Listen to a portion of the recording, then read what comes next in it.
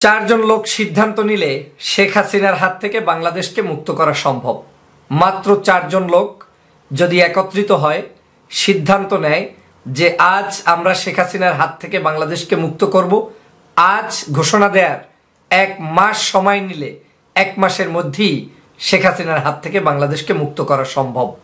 কিন্তু এই চারজন ব্যক্তিকে সিদ্ধান্ত নিতে হবে এক প্ল্যাটফর্মে, এক ময়দানে, এক জায়গায়, সভা সমাবেশ থেকে শুরু করে সমগ্র আন্দোলন, কর্মসূচি, কর্মপদ্ধতি সব হতে হবে একই জায়গায়। ভাবছেন এত বড় ক্ষমতাধর চারজন ব্যক্তি কারা? হ্যাঁ, আমি বলছি শুধু এই চারজন ব্যক্তির পক্ষেই বাংলাদেশের মানুষকে মুক্তি করা সম্ভব। শত শত হাজার হাজার লোকের প্রয়োজন নেই, শত শত পার্টির প্রয়োজন নেই। এই চারজন ব্যক্তি যদি একত্রিত হয় তাহলেই বাংলার মানুষের মুক্তি সম্ভব। ভাবছেন তাহলে সেই চারজন ব্যক্তি কে? আপনাকে পরিচয় দিলে আপনিও জানেন এই চারজন ব্যক্তিকে। বাংলাদেশের স্বাধীনতার ঘোষক শহীদ রাষ্ট্রপতি জিয়াউর রহমানের সন্তান, সাবেক 3 বারের প্রধানমন্ত্রী দেশনেত্রী বেগম খালেদা জিয়ার সন্তান জননেতা তারেক রহমান 1 নম্বর ব্যক্তি। দ্বিতীয় ব্যক্তি হচ্ছে বাংলাদেশ জামাত ইসলামের বর্তমান আমির ডাক্তার শফিকুর রহমান সাহেব। তৃতীয় ব্যক্তি হচ্ছে চরমনাইয়ের ইসলামী আন্দোলন বাংলাদেশের আমির ফয়জুল করিম, রেজাউল করিম সাহেব, তারা 2 ভাই। আর চতুর্থ হচ্ছে বাংলাদেশের হেফাজতপন্থী নেতা আল্লামা মামুনুল হক সাহেব সহ হেফাজতের বিভিন্ন ঘরানার আলেম ওলামা।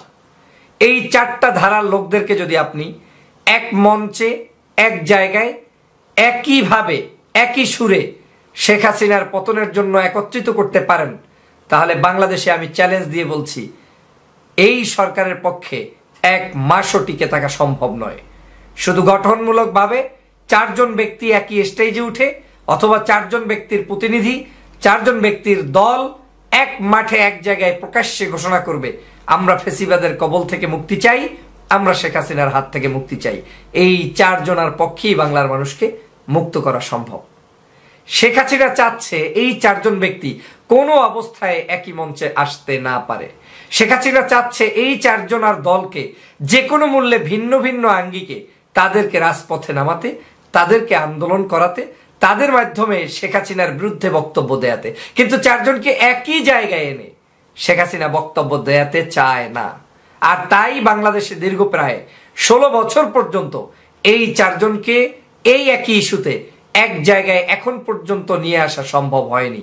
যদিও দূরত্ব কমেছে, যদিও সম্পর্ক আছে, কিন্তু যে পরিমাণ শেখ হাসিনার জুলুম, নির্যাতন, অত্যাচার চলছে তাতে এই সম্পর্ক দিয়ে হবে না, তাতে এই সামান্যতম ভুল বোঝাবুঝি দিয়ে হবে না যে একটু মহব্বত বৃদ্ধি হচ্ছে, তাতে ফ্যাসিবাদের কোনো পতন হবে না।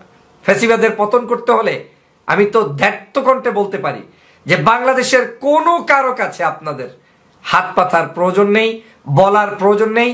জনগণ এই 4টা দলের মধ্যেই সর্বাধিক সংখ্যক জনগণ তারা তাদের রাজনৈতিক চর্চা করছে।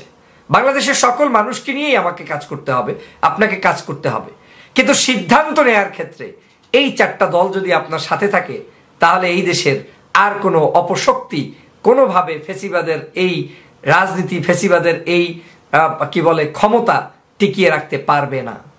অতএব আমাদেরকে উচিত আমাদের মূল সমস্যাটা জেনে তারপরে সমাধান করা।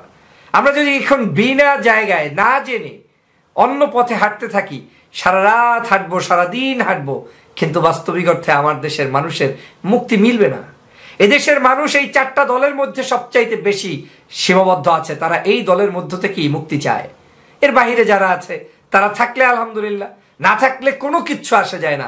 শুধু এই 4টা দলকে আপনারা যে কোনো মূল্যে এক জায়গায় বসার ব্যবস্থা করে দেন, দেখবেন বাংলার মানুষের মুক্তি সম্ভব। আর এই 16 বছরে 4টা দলকে একত্রে বসতে দিতে পারিনি বিধায়ী 16 বছরে এখন পর্যন্ত বাংলার মানুষের কোনো মুক্তি হয়নি। শেখ হাসিনার হাত থেকে দেশের জনগণ এখনো মুক্তি পায়নি। অতএব আমার চূড়ান্ত অনুরোধ হচ্ছে এই 4টি দলের মানুষকে একত্রিত করে বাংলাদেশের মানুষের মুক্তির নিশানা দ্রুত সম্ভব বাস্তবায়ন করা।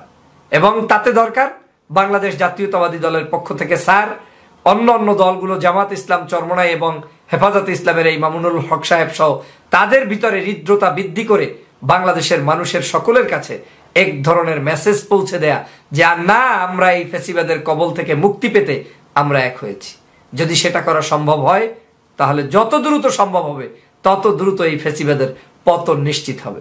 সবাইকে ধন্যবাদ।